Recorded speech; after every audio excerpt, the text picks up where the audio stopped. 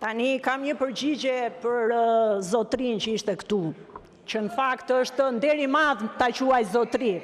Si që ishe zotrote në spital, ishim po.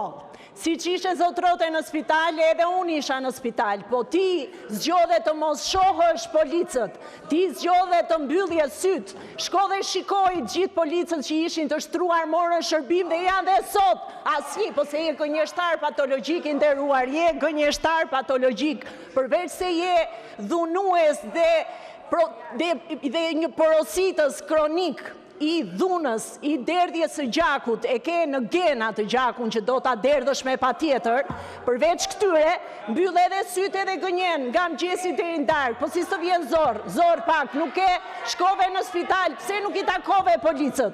Policët u dhunuan sepse u porosit dhunë nga ajo protestë që organizove zotrote. Dhe të kesh turp që vjen këtu, dhe në vend që të kërkosh ndjes dhe të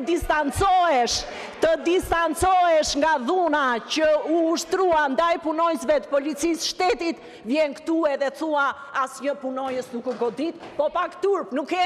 Po zaten prandaj të ka dënuar historia, i ke fantazmat aty në dollap i ke, dhe sigurisht nuk e marrë drejtësi deri më sot, po shpirtrave nuk u shpëton dot.